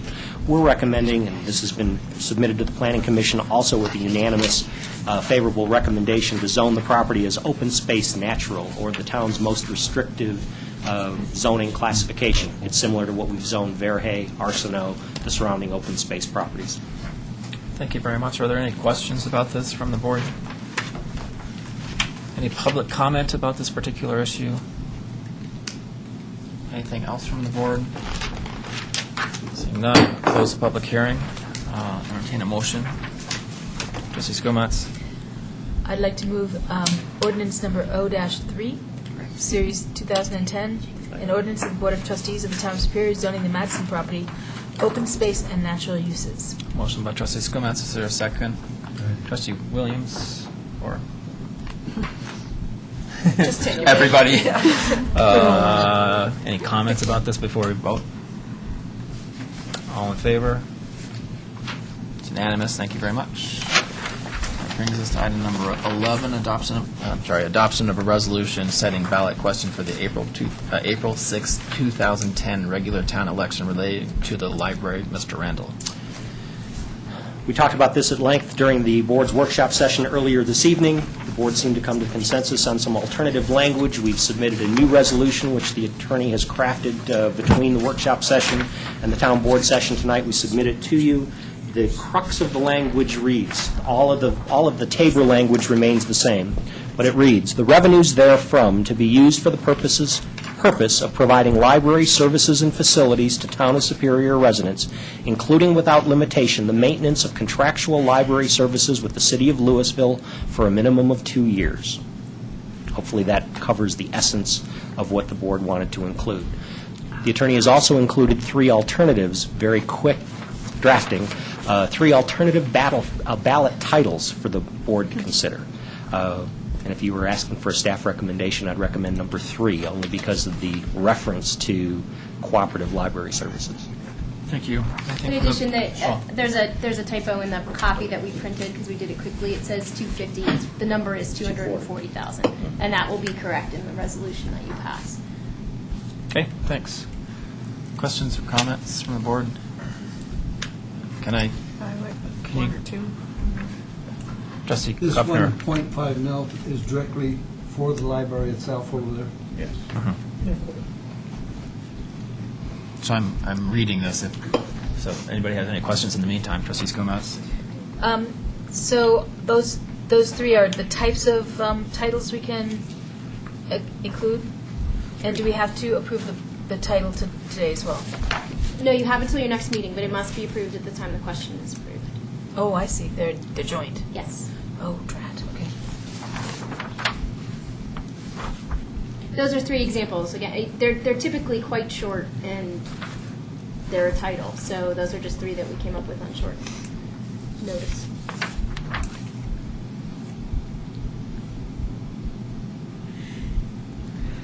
Personally happy with the ballot text. I don't know if anybody has any concerns about that. Anybody have any thoughts about the ballot title? I like 1 or 2 better than 3. And can we not say 1.5 mils for provision of library services, or 1.5 mils for library for Superior, or something like that, so it's, people know We what. can say that if, I mean, I'm just asking.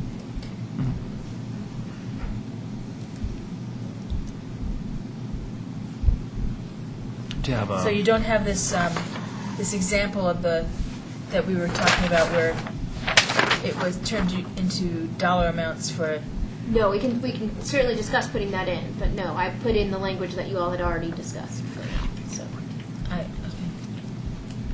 Someone raised the Typical. Yeah. I raised that, but I I'm thought- also wary of doing that on the fly. Yeah. But Because we have till the next meeting. we can certainly, if you want to add that, we can add that and come back to it at our next meeting and discuss it then. If that's what you'd like to do. Well, or maybe you can draft it and we can have the choice between that one and this one, and Sure. at the next meeting with our titles. I'd be happy to. Okay. So. Does that work? Yeah. I mean, I hear kind of general consensus that we'll look at this with various options at the next meeting. Yeah. I see 2 options maybe, and then we'll see what happens with the title. A little discussion, leave a little time for discussion of the title, And that does make our statutory requirement for. Yes. Okay. for sure. All right. Well, I'll entertain a motion to table this till the next meeting by Trustee Skomat, second by Trustee Berguris. All in favor? And unanimous. So bring this back at the next meeting. Thanks. Item number. Yes. Woman want to talk Oh, about that? yes, yes. No, thank you very much. So you're here, so yes, please, if you have questions or comments about this, we're going to talk about it again at the next meeting. And we did it. But we would certainly entertain any comments they have about it right now. Thank you, Phyllis. And we did at the work session ask to have a clear timeline for the outreach plan Yeah. at the next, hopefully at the next meeting. Yeah. Or I can ask a question. Sure, yep, yep. And the next meeting is February 8th. February 8th. the day after the Super Bowl. I guess I just want to put it out there that maybe within the education, it's very clear as far as what the pros are, what will happen if there's a yes vote and what will happen on a no vote. I guess I'm concerned that with this ballot language, it's not clear that a no vote means losing library services. Okay. Yeah, thank you. I think that's important, yes. And Mr. Rendell, I think that you have an education plan together. Can you describe it just in generality? We had laid out the fact that this needs to be a discussion item from the board in terms of how, first of all, the town is limited in terms of what it can do in an educational campaign. We can certainly educate the community about the pros and cons and what the ballot question means. We cannot promote. Newsletter and all of the other avenues that we have, public community forums and the like. An open house, that sort of thing. All sorts of things, yes. And I'd be glad to put together that work program for discussion as well on the 8th. And I'd like to be pretty aggressive, actually, about it, if it's possible to have, there are only certain people are going to see certain ways, it's certain. I mean, we can't say, oh, it was in the newsletter, and I think that's enough. I think we really have to do an open house and do a this and do a that so that people really do hear about it. Mm-hmm. So, I don't disagree. I don't mean aggressive in promoting it, but aggressive in educating about it. You know what I mean? Yeah. And clearly it would be, I think I heard through the grapevine that maybe there were people in Louisville that were interested in campaigning for that. More power to them. But that's going to be completely separate from the town particular issue, once again, since we can't campaign for a particular issue. So, Trustee Williams? Yeah, I'd also like to comment on the wording here. I still feel it's vague, saying including without limitation the maintenance of contractual library services within the city of Louisville. It just comes off as yeah, we might do other things with it, and it's just I don't like the wording. That was the guidance the board gave. And but a that's minimum not exactly what we said or how we put it, but I'm not happy with the wording. It just, to me, it comes off as if we can do something else. Within the first 2 years? It does look a little bit like that. I don't know. Maybe it's. The problem is if we don't put that language in, then that means that the only thing that this money can be used for is the contract. In the first 2 years, that is what we expect. Okay. After that's when we expect the flexibility. Okay, well. The without limitation may be in the wrong spot. No, I think she brought up a good point. I didn't catch that. We were talking about the first 2 years, Louisville. Right, and that's what it says. It implies something different. It seems to allow for something different. The board wanted to maintain the flexibility after the 2 years. After the 2 years. After the 2 years. Okay. So the without limitation has to go before the 2 years? That's what's confusing. That's the weird placement. Then we have to rewrite it. Correct. Okay. Is that what everyone wants? I would say that might be your third option for presenting to us next week. Yeah, we don't need to do that right now. So I think once again, when I was trying to pull this earlier, so wanted to be very concrete, wanted to have flexibility, and I think the sort of the consensus was to make sure that it was clear that it was for 2 years for sure it's going to be for Louisville contractual services, and then after that we have flexibility. So however that wording goes, great. I'm happy with this, but if people want some greater clarity, then fine.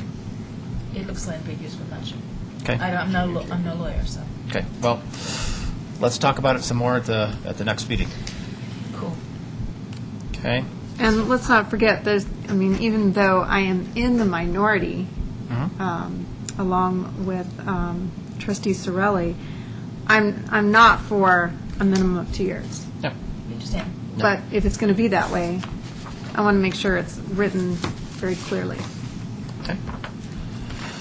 Thank you very much. So that's tabled to the next meeting. Let's see, where are we at right now? Item 12, which is adoption of a resolution setting a ballot question for April 6, 2010 regular town election relating to the changing the town's regular election date. Mr. Randall, I did that pretty well. The board discussed at length back in September and then reviewed proposed language in November on the process for the town to propose a referendum which would allow for the changing of municipal elections from the month of April to the month of November in even-numbered years. At the time that the board looked at ballot language in November, you actually were presented with two different language or ballot proposals, one regarding the conversion and another one dealing with the transition. And the board's guidance was make it one question, include the transition in the ballot language so we didn't have the possibility of approving the election change but not the transition, and then what happens to those that are caught in the middle. So this accomplishes it by saying that the transition being that those whose terms are currently scheduled to expire in April of 2012, their terms would be extended to November of 2012 if the entire ballot initiative passes. There were some questions before about Tabor, non-Tabor, multiple elections in the month of November. First of all, the question about multiple elections in the month of November only pertain to odd-year elections. We're in even-year elections, so that whole issue is moot. There's not going to be a situation where a municipal election is 1 week and a national, state, or federal election is the other. That's correct. Thank you. And the other one was there was a discussion about, well, maybe it should be on odd years because that's when everybody else is doing the municipal elections, but I guess my comment is I think it's better to track the federal election because the turnout's the greatest. Yep. So I have one other question, or clarification perhaps to ask of you. I've seen some questions raised in various media about whether this is associated with going home rule, and this is not, and I just wanted to clarify that. this has nothing at all to do with a home rule choice. That's Absolutely not not. involved here at all. In fact, almost to the contrary. One of the board's strong motivations for considering home rule was that the home rule process would have given the Charter Commission the ability to make this particular change. This takes it off the table. It doesn't preclude, but at the same time, it has nothing to do with the board's previous discussion regarding home rule. Yeah. So, people that were elected in 2010, do we need to clarify that they would be then, because otherwise it would be April of 2014. Do we need to state that they would be in November 2014 also? No, No, okay. they'll be fine. And the reason is, I'm sorry, Well, they continue until their next. to the next successor is regularly elected, scheduled so, election. and qualified. So. Got it, okay. Trustee Scott? What will be the title of this? I'm serious. We don't have to have a title; it's entirely your call. But if you want them all I to see have there is no title. title, that's why I'm asking. Generally municipal ballot questions do not have titles, so. Let's call it a municipal ballot question. We can certainly How add about one. elections in November, or something like that? Sure. Regarding, Town elections. I mean, I think it makes sense if we're going to have a title for one, maybe we should Oh, have a yeah. title for all. 'cause Yeah. that's- Something, Elections to November, right? yeah, moving town board elections to November? Municipal election. Yeah, No, it's, is it, regarding municipal elections or something. yeah. It's town board. I think, It's or all- timing of. I think we should just be clear about, well, moving. Is there going to be an municipal elections is educational today. aspect of this where we tell the committee the reason why we're doing this is because we want a greater turnout? Yeah, but it'll totally remind them. I mean, if the title says it, May I suggest moving municipal elections to November? I like it. Yeah. There you go. Sounds great. Of even numbered years. Yes. No, skip the rest of it. Yeah. Just to November? Yes, Yes. period. Okay. I think that's good. So in my, comment is that I never thought I'd see this day coming. I hope that people will vote for it. When you compare the, single-digit turnout for an April election compared to the high double-digit turnout for a federal election, this is, Single digit? Yeah, digit. single digit, that's right. it's horrendous. Wait a minute, there's 3 digits in that number of turnout. Yeah. No, you're. Percentage. Percentage. Oh, Yeah, sorry, percentage. talking percents here. Okay. Yeah, no, not, Please, I don't want not the absolute number. I got voted in by more than 4 people. Yeah, no, talking percentages here. So, this is clearly in the best interest of an engaged citizenry in terms of elections. So I hope it passes. I think it's going to be great. My only other comment is that I think maybe the mayor should be elected in 2000 during the actually completely seriously, during the presidential cycle, because that is the maximum turnout. So that would be 2012. Yes. The next, So that's Says extend. So you're saying the next one would be. Because otherwise, Oh, right. there's a mayoral election this time, so it'd be extended to 2014. Not a big deal. Don't care what, other people, if people feel strongly one way or the other, fantastic. But in general, my gestalt feeling is that turnout is even greatest during a presidential election, and maybe it would make the most sense to have the mayor elected Well, we can in the certainly future during the effective in 2000. 2014, and thereby To do which, I'm sorry? we could No. make this effective in 2014. That would make it wouldn't effective for all. Or you'd have to put in here, making the next mayoral term 2 years. Either a 2-year or Right. or 6 years. Yeah. Right. Because I'd have the, I don't know if there's a way to, I don't know if there's a way to do that. Yeah, I'm not anticipating signing up for the next go-around. You couldn't do a 6-year, you could only do a 2. No, 2-year. No. I would anticipate Oh, a okay. 2-year. Yeah. Absolutely.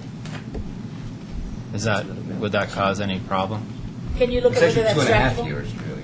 2.5 years. I actually Well, no, think it that's might not, cause problems. that's not possible because the person Okay. running, only because the person running has to know how long they're running for before they're running. 2.5 years. So wait, so tell me, okay, so From April. I mean, if you can't- 2010 But it doesn't to pass. November but if it doesn't 2012. pass, this is Yeah, the if it problem. doesn't If it doesn't pass. pass, then the person doesn't know whether they were running for 2 or 4. Right? Right. If I'm doing this correctly in my head. Yeah. Yes. Once again, if this is causing too much brain damage, then, the turnout is pretty equivalent for federal elections, if I remember looking at my statistics.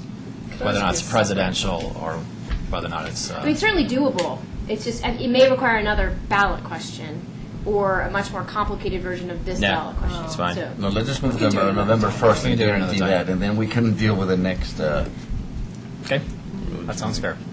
Trustee Skumatz. And I wanted to thank you for being persistent about this, and thanks Yes, to thank the academy and person, and to the attorney for finally coming up with an answer. We had a very on how we interesting can- electronic conversation, and I appreciate that Yes. immensely. So, It was very good. okay. All right. Thanks for That'll- finding a way when we'd been told there wasn't. Yep. Okay. With that, I'd entertain a motion. Trustee Just a mistake. Yes, of course.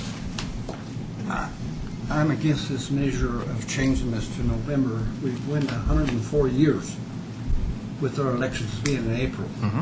I think we should have went to a mail-in ballot and not have all the city issues at the same time the federal government does, the county does, the state does.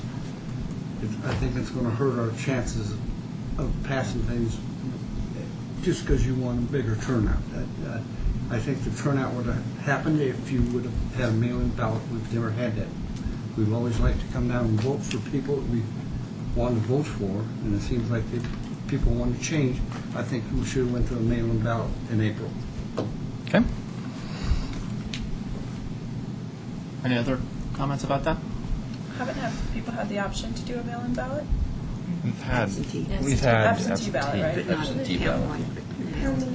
I mean, we can do We've it. had a countywide mail-in County, ballot. yeah, but- there's Yeah, we affirmative do. mail-in if you're county, if it's coordinated with the county. Trustee Skumatz. I can make a motion. Sure. I'd like to make a motion, resolution number R-4. R-4, Series 2010, a resolution of the Board of Trustees of the Town of Superior submitting to the registered electors of the Town of Superior at the April 6, 2010 regular municipal election, the question of changing the town's regular election date. Motion by Trustee Skumatz. Is there a second? Trustee D'Souza, further discussion? I'm sorry, but we need as amended to add a ballot title, moving municipal Oh. election to November. Thank you. Yeah, As thank you. amended to adding a ballot title, moving municipal elections to November. Yeah. Thank you very much. Thank you. Motion and a second. Further discussion. All in favor? Let's see. Williams, Griffith, D'Souza, Muckles, Skumatz, Sorelli. Opposed? Guffner. That motion carries. Thank you. Let's see. Where are we at? Item number 13, adoption of a resolution setting a ballot question for the April 6, 2010 regular town election relating to the publication of ordinances. Mr. Randall. Also, as the board had reviewed back in the fall and specific ballot language in November, staff has recommended that a third ballot initiative referendum be placed on the municipal ballot for April. This one would deal with the publication of ordinances. As the staff report has indicated, and as we have previously discussed, the town expends fairly significant sums, well into the 5 digits, between $15,000 to $25,000 annually, towards local publication of ordinances in the legal section of local newspapers. This initiative, if approved by voters, would allow the town to only publish the title of an ordinance. Part of the recommendation was we go to great extremes to notify our residents of prospective and completed actions, to the point where the legal notices are pretty archaic. We televise our meetings. We send agendas to anybody that wants them, in fact, entire agenda packets. We publish all of the board's actions in our monthly newsletter, a number of different activities that are done to educate the community about the actions that the board is considering, as well as what they're taking. The thought was, do we need to continue the past practice of publishing entire ordinances in the local newspaper, which candidly, if we talk about readership, probably is not the best way to get the message out.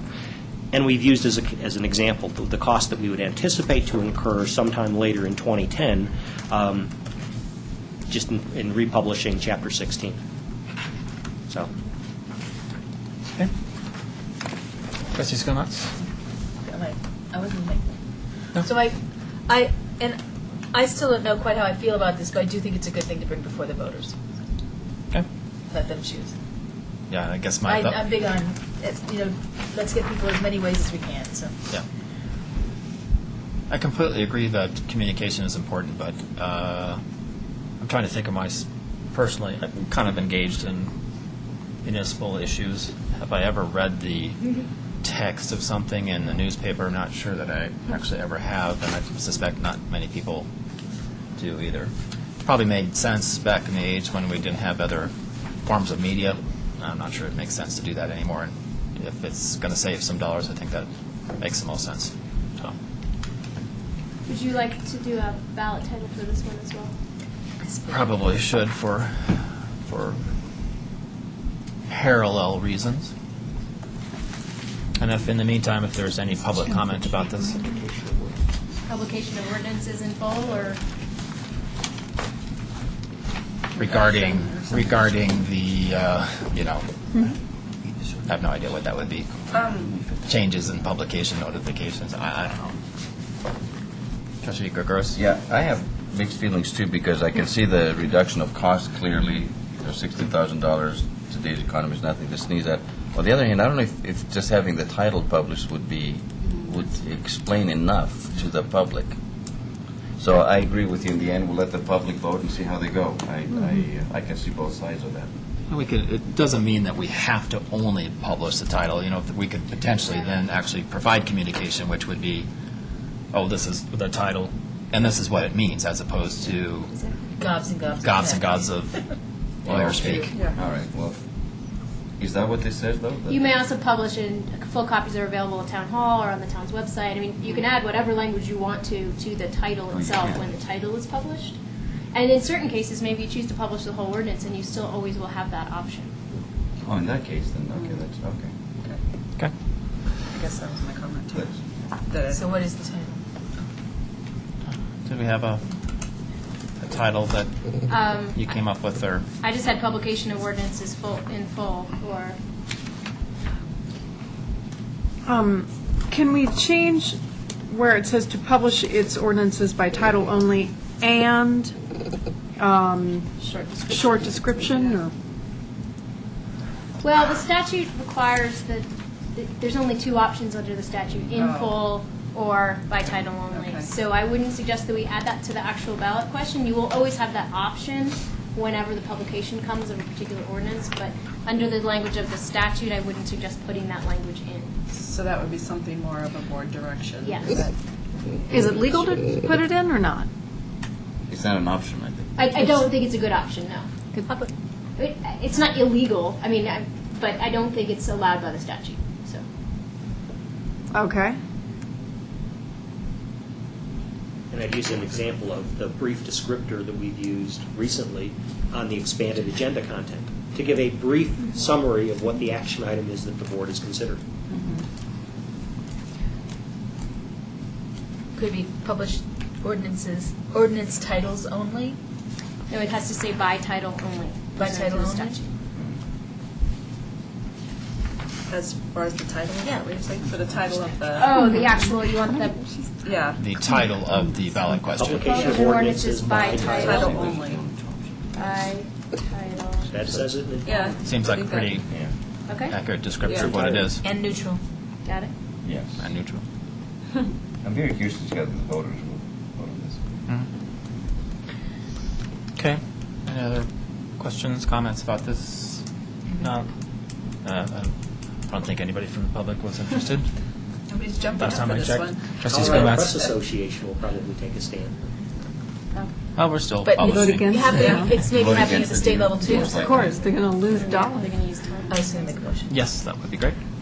I'd like to make a motion, resolution number R-5, Series 2010, a resolution of the Board of Trustees of the Town of Superior submitting to the registered electors of the Town of Superior at the April 6th, 2010 regular municipal election, the question of permitting publication of ordinances by title only with the amendment of adding a title called Published Ordinances by Title Only.